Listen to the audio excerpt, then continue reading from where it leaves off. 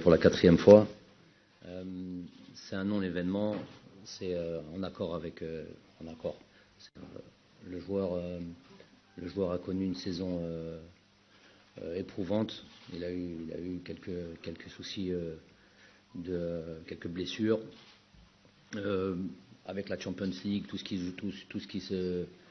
joue dans son championnat, et aussi l'envie de voir d'autres joueurs qui jouent à son poste. On connaît les qualités d'Yacine, on connaît donc sur les joueurs sur lesquels j'ai déjà, avec ce que je viens de vous dire, en prenant en compte sa saison, qui ont déjà joué, prouvé, démontré ce qu'ils étaient capables de faire. Il était important pour ces 2 matchs-là, puisque c'est la seule fois qu'il est possible pour moi de voir d'autres joueurs.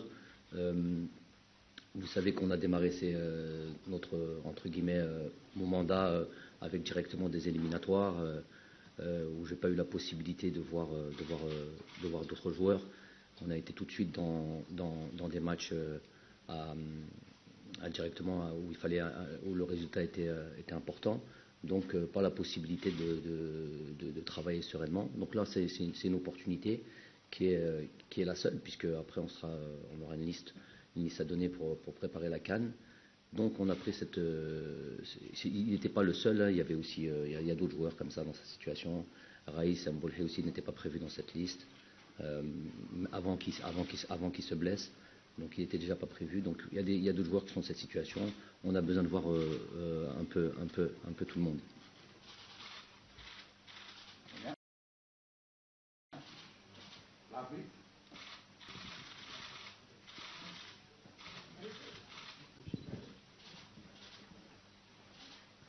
Salam alaikum, bonjour coach.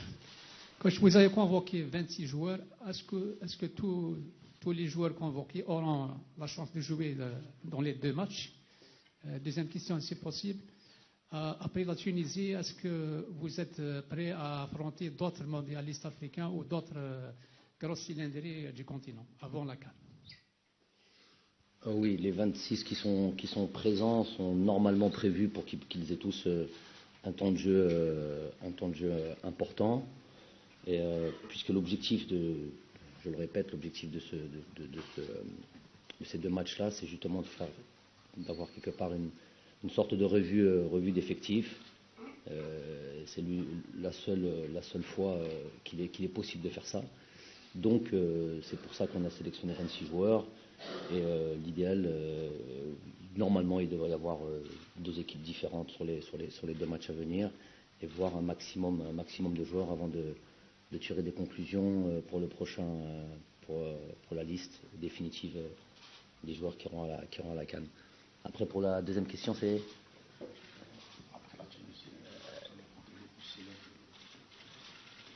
répétez la deuxième question. Après la Tunisie, est-ce que vous êtes prêt à affronter d'autres mondialistes africains ou d'autres grosses cylindrées du continent?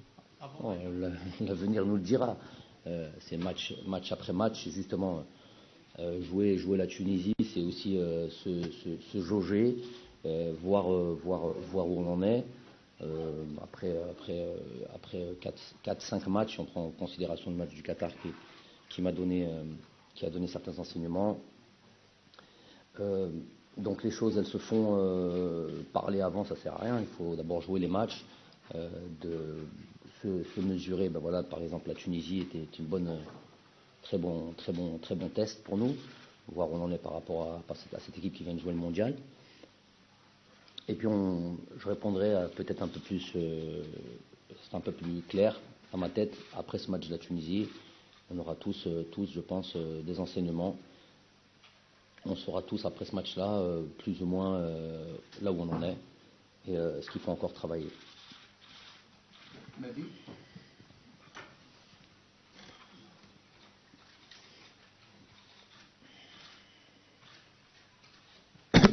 Mehdi Dahak des Foot.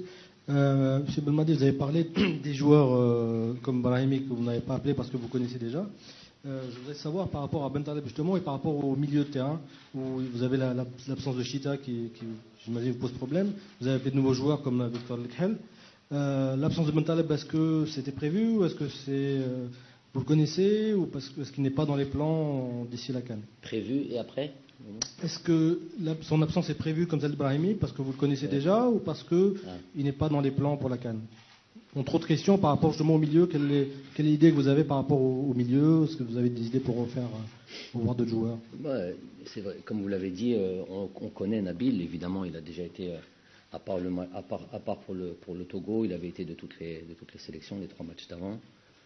Puis tout ce qu'il a fait avant mon arrivée. Donc le joueur, évidemment, qu'on le connaît. Donc pour moi, il est important aussi. Je vous ai dit, c'est juste le seul moment que l'on a de pouvoir voir un maximum de joueurs. Donc il rentre dans cette catégorie de joueurs que l'on connaît et dans lesquels on voudrait dans un secteur dans lequel on voudrait voir d'autres joueurs avant de prendre une décision avant la CAN.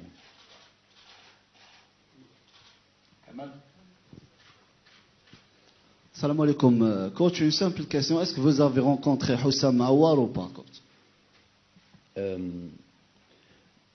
On va s'accorder, je vais vous accorder 10 minutes pour ce genre de ce genre de questions. À la fin, dès qu'on aura terminé, on ne prendra pas ça sur les 45 minutes. On va parler de ce qui nous intéresse maintenant, à savoir les joueurs qui sont là, les 2 matchs qui sont là.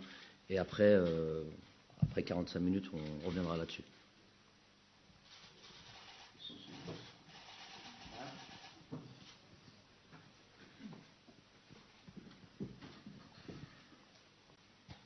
Salam alaikum, coach Mohamed Meloudi, Média TV. Coach, la non-convocation des 2 joueurs de Fenerbahçe, Yassine Benzia et Islam Slimani, est-ce que la non-convocation c'est par rapport à leur situation dans leur club ou bien une explication? Oui, ça a joué dans cette liste. Peut-être pas trop. Islam a joué assez souvent, même s'il n'a pas été aussi prolifique et aussi efficace qu'il l'a été dans le passé. Donc, mais il a quand même assez joué cette année. Donc à la limite, ça fait 2-3 semaines qu'il ne joue pas. C'est pas trop le problème. Le problème, c'est sa situation en club qui fait que peut-être dans les 2-3 mois à venir, il ne jouera pas aussi. Donc à la fin, ça ne sera pas 2 semaines ou 3 semaines sans jouer, ça sera peut-être 3 mois sans jouer, juste avant la CAN. Donc pour moi, je trouvais ça très important d'avoir un joueur qui peut être une doublure ou tout simplement en compétition avec Bardel. Et pour ça, je ne peux pas me permettre d'attendre encore tout ce temps, savoir si moi j'espère pour lui que sa situation en club va changer, qu'il va pouvoir rejouer, qu'il va pouvoir marquer des buts. Donc le joueur, on le connaît, donc j'ai pas besoin de le revoir encore une fois. C'est le 2e meilleur buteur de l'histoire du football algérien, donc le joueur, on le connaît par cœur. Donc maintenant, il faudrait voir d'autres joueurs. Il y a Oussama qui vient, il y a Naïdji qui vient, il y a un peu voir d'autres joueurs, savoir en temps voulu d'avoir gagné du temps. Et si la situation de Islam ne change pas, qui est un autre joueur qui a pu montrer ses qualités et prétendre à être dans cette liste des 23 pour la CAN. Ça, c'est pour le cas de Islam. Après, pour le cas de Yassine, bien sûr, qui rentre aussi dans c'est un peu le même cas de figure, même si lui n'a pas le passé de Islam en sélection, mais bon, c'est un joueur que moi j'apprécie. C'est un joueur qui a été au service de cette équipe-là le temps qu'on a pu travailler ensemble. Il a joué un poste qui n'était pas particulièrement son poste, et il a fait ce qu'il fallait. Donc moi, je suis très peiné pour ces joueurs-là, parce que c'est des joueurs de qualité, c'est des joueurs qui ont envie de porter ce maillot d'équipe nationale. Mais voilà, je leur avais dit après le match du Togo, directement après le match, avec la joie dans laquelle on était, j'ai fait une réunion après le match et je leur ai dit qu'il y a un mercato qui arrivait et qu'il fallait prendre en considération vos situations en club et qu'il fallait faire ce qu'il fallait pour pouvoir prétendre à cette liste, pour pouvoir aller à la CAN. La victoire au Togo n'était pas une garantie, et je l'aurais bien dit, n'était pas une garantie d'être là pour cette CAN. Le temps de jeu est important.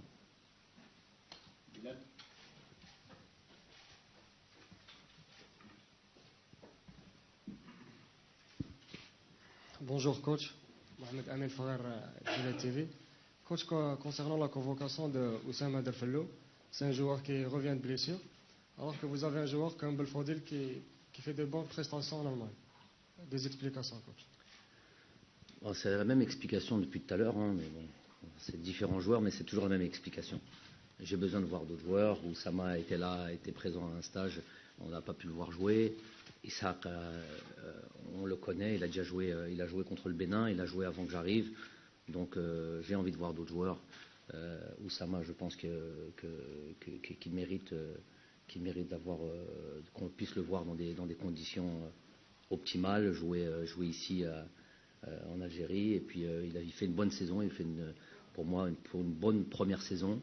On a vu des joueurs sortir du championnat algérien, avoir beaucoup plus de mal que lui dans un championnat hollandais qui n'est pas facile. Et jusqu'à sa blessure, il était très performant. Sa blessure, il a récupéré très très vite. Il était déjà disponible pour jouer ce match ce week-end. Il était sur le banc de touche. Mais c'est un joueur qui mérite qu'on le voit.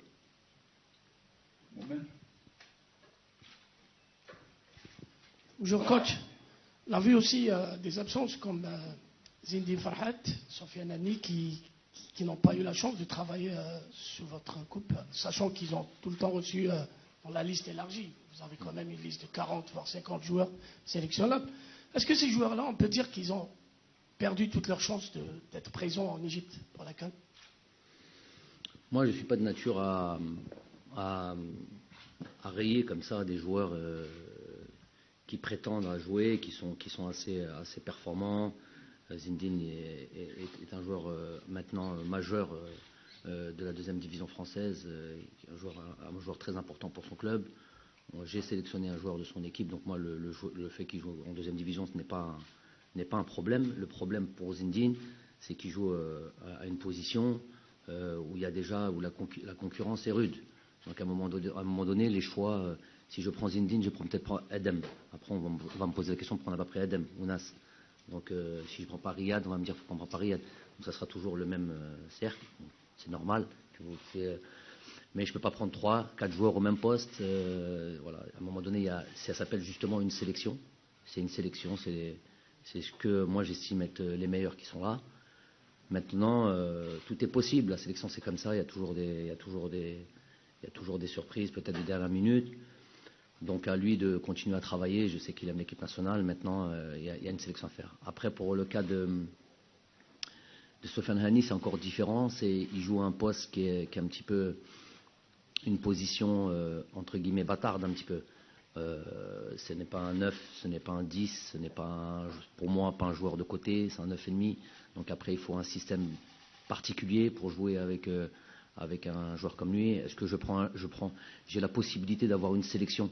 Donc je ne suis pas en club où j'ai un groupe de 23, 24 et je ne l'ai peut-être pas décidé. J'ai les joueurs que je dois faire en fonction. Là, j'ai la possibilité de choisir et donc choisir les joueurs qui rentreront peut-être dans le système dans lequel moi j'ai envie de jouer.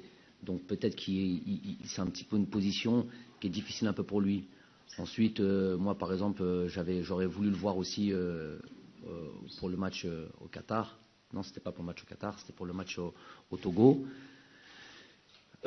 Bon, je tairai là la discussion qu'on a pu avoir à ce moment-là, mais il aurait pu faire preuve de plus d'implication ou de compréhension à ce moment-là. Mais je ne suis pas le genre à en tenir rigueur. Je dis juste que voilà, il y a une sélection et c'est pas facile. Oui.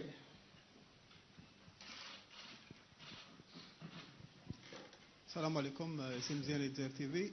Coach, on a vu pas mal de joueurs d'expérience écartés dans cette sélection et aussi pas mal de jeunes talents qui ont été convoqués dans ce stage.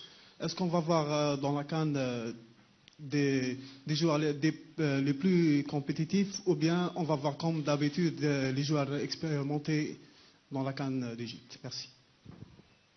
Les joueurs les plus compétitifs. Mais les joueurs les plus compétitifs peuvent être aussi les joueurs qui ont plus d'expérience. Ça peut être ça peut être un mix d'expérience et de un peu moins d'expérience, mais avant tout compétitif.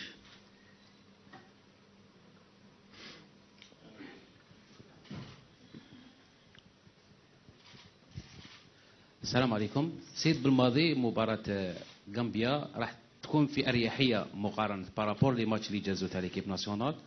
راح نشوفوا لا توش تاع جمال بالماضي في هذا الماتش. اسك راح يكونوا بوكو تشونجمون في هذا الماتش ولا فو غاردي لو ميم براتيكمون لي ميم جوار اللي تعودت عليهم لي ديرني ماتش؟ قلت لكم عندنا 26 لاعبين donc normalement ils sont tous là pour pouvoir jouer, c'est le but de ce stage là. Moi, ce que j'aime bien dans cette confrontation contre la Gambie, c'est que c'est une confrontation, il y a une équipe gambienne qui va arriver ici avec la possibilité de participer à cette CAN. Donc ils vont arriver avec un maximum de motivation, avec tous leurs joueurs entre guillemets professionnels ou ceux qui jouent dans les championnats autres que celui de la Gambie. Donc ils jouent la plupart, il y en a beaucoup qui jouent en Europe, en Italie notamment. Donc ils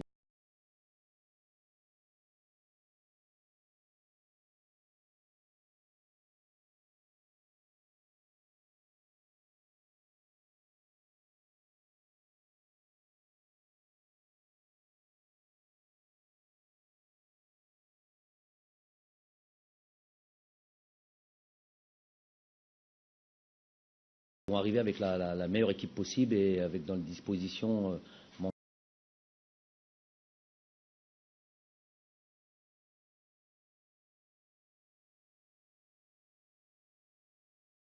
une équipe déjà éliminée. On est quasi certain qu'ils seraient venus avec une équipe bis, et s'ils étaient venus avec une équipe bis,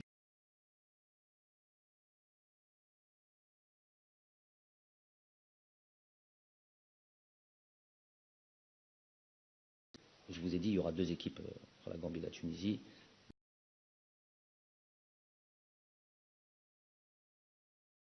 Deux équipes complètement différentes. Donc un vrai gros test. C'est ce que je recherche pour ce stage.